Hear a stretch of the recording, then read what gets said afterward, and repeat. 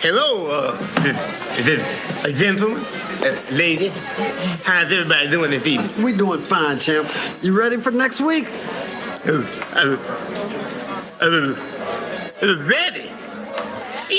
Yeah. I'm ready.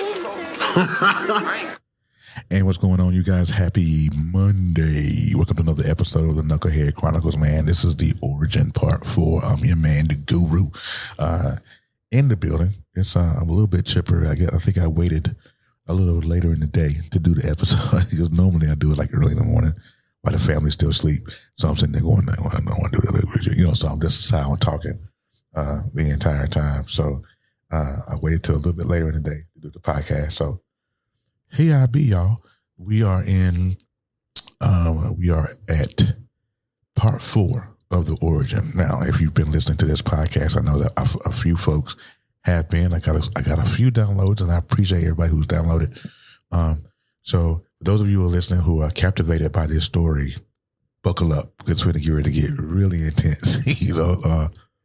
Excuse me, from this particular episode forward. The first 3, they were good, but life got interesting at this stage in the game. Let me get my background music started here because I got to have that. I'm not sure. Some folks hate background music. Those who listen to podcasts on a regular basis, some like background music, others don't. I'm one of those guys. I have to have it, especially if I'm the only voice on the podcast. I definitely need some background music. So let me see if I can get that crunk here. There we go. All right.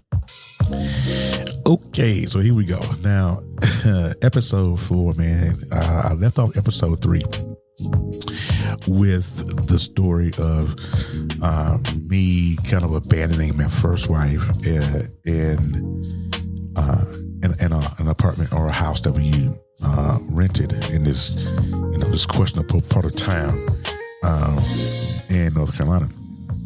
And I didn't have a care at this point in the game because I just felt like we had been through so much together. And it was time, but I went about it wrong. I went about it way wrong, but that is for another episode. That's one of the things I get into in another episode that I'm going to do later after I tell my story. It was not a tough decision for me to leave her. We had been through a lot. Like I said before, she cheated. She had some episodes to where it wasn't very favorable for me. We was at the time before we split. We was living with my mama's great uncle up in Charlotte and Uncle Lamp. And God rest his soul, he's been gone now a few years, but we moved in with Uncle Lamp and Aunt Martha. And man, let me tell you something, man. I gotta tell you, if y'all listening to this, when I tell y'all I am the epitome I'm an epitome of the struggle. I mean that. The epitome of the struggle. But neither here nor there. Right? So I started working at this security firm. Well, it wasn't a security firm. It was a place where they made motherboards for computers or cash registers, things of this nature. The name of the company was called Selectron. And Selectron, of course, is no longer around. They were around, and they were big for a few years there in Charlotte. They had they had 2 locations. One was on W.T. Harris Boulevard. Anybody that's listening to this, and they're in Charlotte, they know exactly what I'm talking about. But they were a company that was around for a couple of years. I did security there, and there was a young lady where I thought she was young. And I kind of had the hots for her. Like I said, I was struggling. We were living at this point. Me and my first wife was living in a hotel. It was just nuts. And so she was just kind of that breath of fresh air, It was just a crazy place. And we talked one day. She was going to break, and she had to walk past my station to get to the break room. And so we talked, and again, I had no idea that she was the age she was, but we'll get to that in a sec. So we started talking, we started instigating with each other. We was like, hey, I wonder if I could do this, or if I say this, and, at this point I was trying to get into her pants. It wasn't even about having a relationship, if I could be absolutely honest with you. It wasn't even about having a relationship. It was about see if I can get into her pants, see if I still had it. I thought I was some kind of player or something. I wasn't a player, but nonetheless, I thought I was. And so we started talking, and we was like, it was like, I bet you can't make me come type of shit. I bet you can't make me come. And she was like, yeah, whatever, and I tell you what, here's my address, come over to the house, and so I did. I took her up on it, right? And I left home one day. I left, my first wife one night. Like I said, we was on the outs, me and her, but it was just a matter of time. So I leave, I go over. And like I said in the last episode, I'm going to name her Minnie Pearl. I don't like giving too many names on my podcast there, so I won't do it in this case. And so, a Minnie Pearl, keep that in mind. And this episode 4, The Origin, this is known. This episode will be titled Attack of Minnie Pearl. This is what you're not gonna be like, Terry, where you get these titles from? But anyway, so I go over to her house and I knock on her door, and she comes to the door in this nighty Teddy type situation with this big old split on the sides or whatever. So of course, I'm a man.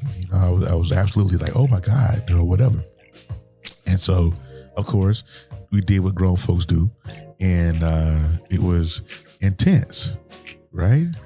And the next morning, I get up and get ready to go home, to leave.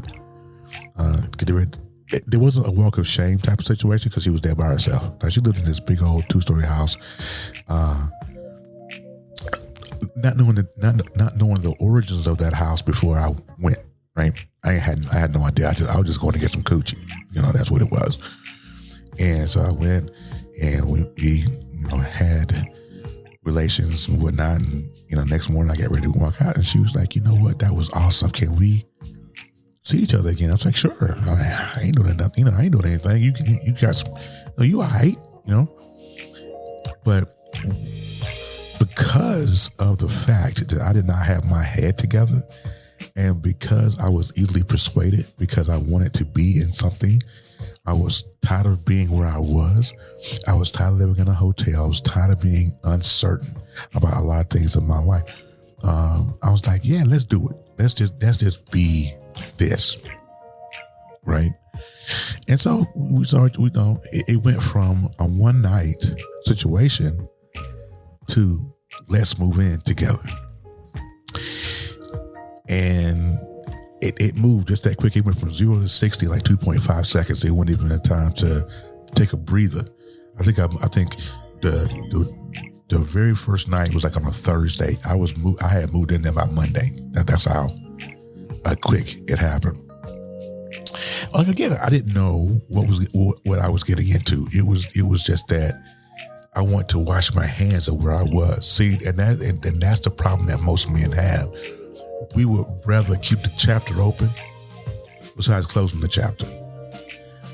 We would rather leave that book open than to say, I'm done with this book. I want to change books, or I want, we will not do things the right way. And that was the problem that I had, is that I would not do things the right way. And that was my history. And I would just do stupid stuff after stupid stuff after stupid stuff. And then I look back on all of it and be like, what? How did I get here? Because I didn't do anything but put out fires. That's all I did. I didn't really solve any issues or face any problems or anything like that. I just did stupid stuff to get from one moment to the next. That's what that was. I guess it's being honest, right? So moved in. Now here's a little bit of origin. The little backdrop of the house that she lived in. The house she lived in belonged to her son. Now her son was serving jail time. Okay. Her son was serving jail time for drugs. He was a drug dealer. I had no idea this. So I know that I've never been. And so now, mind you, you have to understand that her children, all of her children, well, she only had three. She had three kids. They were all grown, right? All of her children were older than me. I keep just, now you got to understand, at this time, I was probably 25, 26, you know. Her oldest girl, well, her only girl, I won't give her name, but her oldest girl at the time was 26. We were the same age. As a matter of fact, she had me by a couple of months. You know, so now that I think about it, my birthday's in April. I think hers was in January. You know what I'm saying? So she had me by a few months.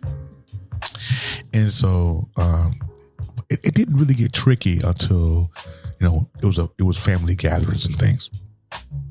So he comes home from prison and sees that I'm in his house. And he's like, and it was one of those things to where I got up one morning to go and get some breakfast out of the fridge. I was going to give him some orange juice or something. I can't remember. And he had came home the night before. She didn't tell me that he had came home. But I got up and go get some orange juice, and she didn't bother to tell me, so I had no idea. So I walk in the kitchen, give her some orange juice. He's come stumbling out of his room downstairs. And he's like, yo, like, who are you? Like, why are you in my house? Like, I could have gotten shot and killed that right then, right? Because I'm in this man's house. He don't know me. I didn't know he was there. You know, it could have been, if I was strapped, it could have went both ways, right? But, you know, he was really cool. He was like, you know, who are you? You know, I know Mama had told me that you would date, that she had found her somebody, but she didn't tell me that that you were this young. I mean, he was, at the time we met the first time, he was 32. You know what I'm saying? When I met him, he was 32. So he was like, yeah, I don't know. But then I think him and his mother had a conversation, and she got him to understand that she was happy, And I'm like, again, I'm blown, because I, first of all, didn't know she had a son that old. 2, that he was in jail for slinging dope. And 3, that was his house. I had no idea of any of that, see? This is what I'm saying. We jump before we investigate. And then by that time in that juncture of the game, it was too late. You know, I was in deep then. There was no turning back for me, right, at that point. Because I had left my first wife. I'm with this woman who I've fallen head over heels in love with. Like, that's a loose term. I shouldn't say that. You know what I'm saying? Because that wasn't the case. Who I was with, kind of, just because I'm stuck, right? Because I don't want to go back there. I didn't want to go home. So let me make the best of it here. So let me pause the story real quick and just help somebody that's probably listening to this. Stop settling and sacrificing who you are to fit. We are not square pegs trying to fit into a round hole, or vice versa. But I was the epitome of that, because I wanted to fit in. I just wanted situations to work out, you know, and I'm just hoping to do it work out. And it didn't always happen that way, right? It was just, you know, the stories I'm going to tell you with Minnie Pearl will just blow your mind, just really. And I'm not going to get into all of it, because it's just not really important to get into all of it. But I will tell you this. Because of the age difference, we had a definite difference of situations. And I'll get into that with you in a second. So back to the story. Now, her son was okay with us being in the house for a time. And then one day he woke up and he said, you know what, y'all got to go. I can't. No, I can't. You too old for him. He's too young for you. That whole situation. And so he said, well, you got to go. I can't. You know. And so it got to the point where she was being defiant. I mean, even though she's the mama, but it's his house. So it got really tricky. She was the mama, but it was his house. And he was like, "Listen, mama, I love you, but he can't stay here with you. Now either he go or both of you go." That's what he said. Verbatim, quote for quote. And so she was like, "Okay then, whatever." And so she went out and found us an apartment together. And we moved out there, East W.T. Harris Boulevard. I'm not sure what it's called now. It used to be called Davis Lake. I'm not sure what it's called now. But right out there, those apartments right there in front of Davis Lake. And when we moved there, it was called University Station Circle. That was the name of the apartments when I lived there. I think those apartments are still standing, but it was years ago. Anyway, so we move in to this place. Now, mind you, all of this from the time of the initial the initial meeting and the time we got our first apartment together was all in a matter of maybe a month and a half, 2 months. I tell you guys, it went from 0 to 60. I mean, it went 0 to 100 in this case. It was crazy how fast it went. So we get to this place, we move in. I mean, these apartments were brand spanking new. They had just built these jokers. So we got blessed and we started living into this, house, moving into this apartment together.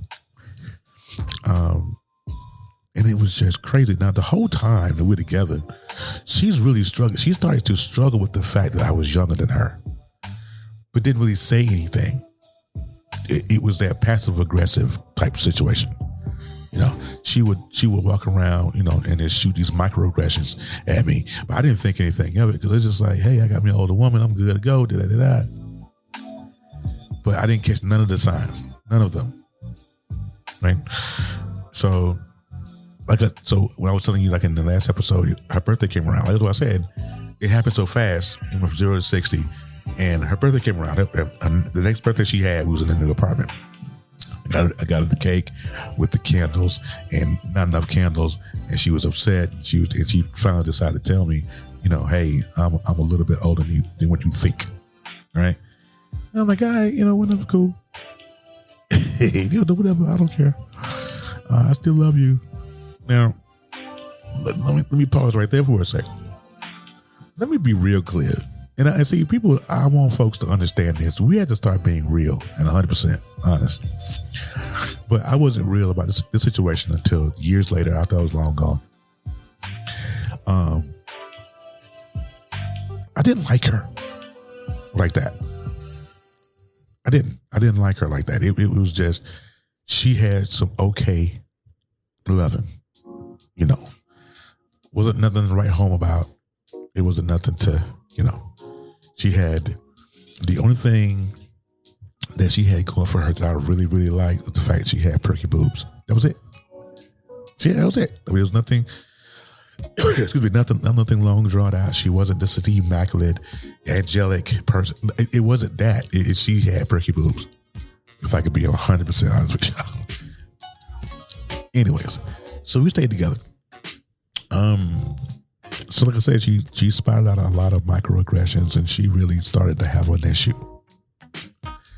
And we had a couple of run-ins and arguments that made me, after a while, it finally gave me pause. Maybe a year and a half into it, it was like, okay, this is much, right? And I'll give you a case in point. I'll give you a story of that. We had went to the mall and we were shopping for, she was shopping for a dress or something or another. And I was looking for some shoes, just, And we were inside this place. It was this store in the mall. I think it was called, I can't think of the name of the store now. But we was in there and I was like, I want these, I'm going to get these for me. Now, mind you, we didn't have that kind of relationship to where I tell her what she could wear and she told me what I could wear. That wasn't our situation, right? But I found out real quick that the mother instinct took over real quick, She was like, you know, what you getting those for? You know, what it, hold on now. You spending your money on what you want, you know, and it went from what you buying those for to a full-blown argument in this mall. You know, again, because of microaggression. You know, she was just microaggressive. I mean, she was passive aggressive. She was angry. And the whole time, she could have just said, "I don't be with you no more." That's called a relationship. Let's be done with it. You know, but she didn't do that because she had this young bull that was doing things that, you know, old men couldn't do. You know, not to brag. So I mean, and that was the very first example that I remember that turned us from, it went left really, really fast with us. And so it was another incident. Now, between the first incident and the second incident, which was the major incident, you know, at this time, you look like a little bit of backdrop. I was working. I was doing what I was doing what I was supposed to do. Was handling business, paying bills, whatever, or at least attempting to. But it got to the point where I started cheating. You know, because it wasn't fulfilling physically anymore. Okay. And so I started cheating. And the cheating was kind of I can't even explain. I mean, the cheating was bad, right? But it wasn't like I was head over heels in love with this chick. It was just something I had to know. It was just something to do. But I wish I had kind of put more stake into this other young lady, because she was really for me, like legit. But you know, because of the passive aggression that I was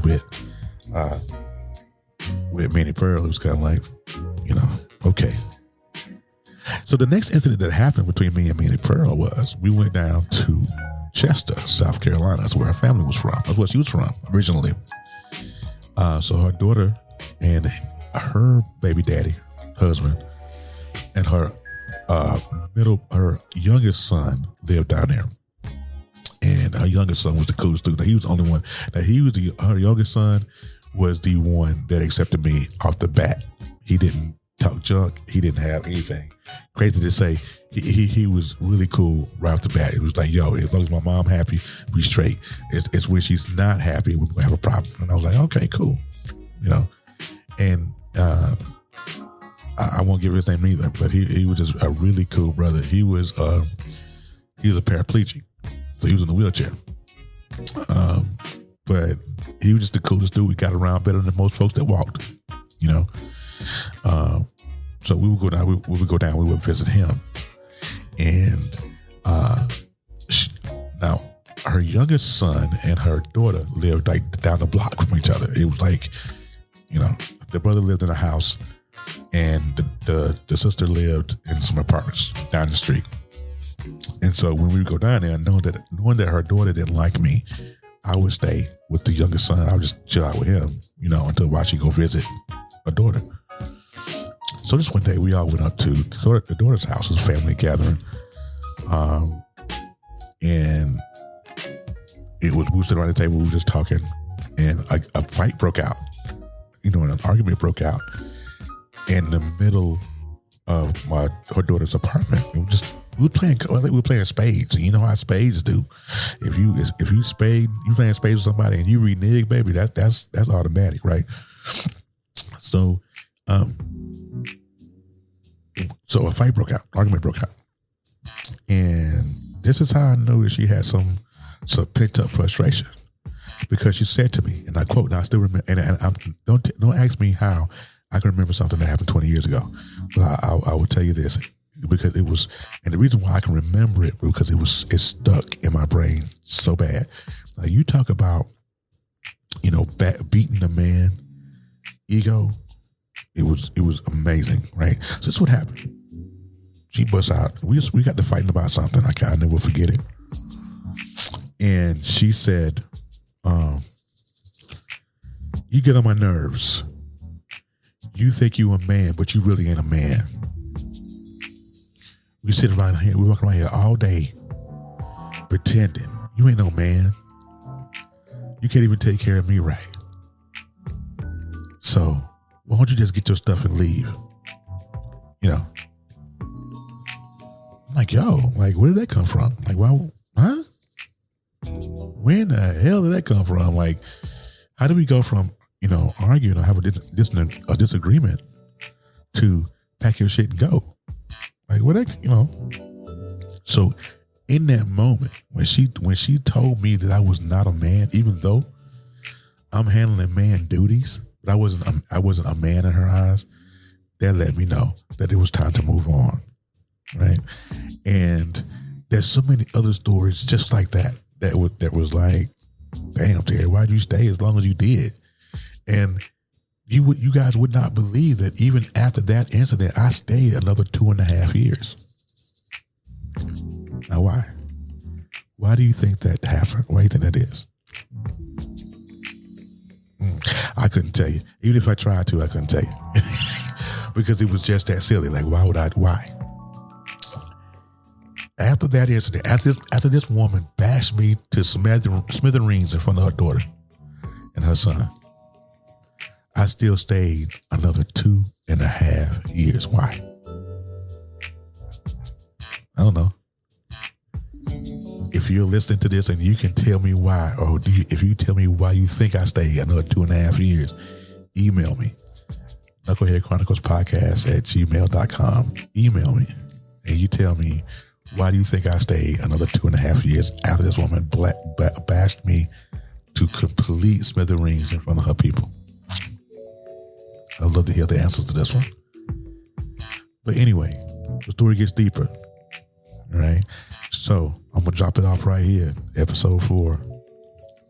All right.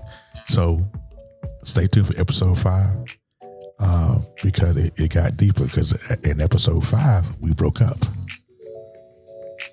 But we really didn't break up. All right. So stay tuned. Episode 5 on the way. Thank you for listening. Appreciate you. See you on the next episode.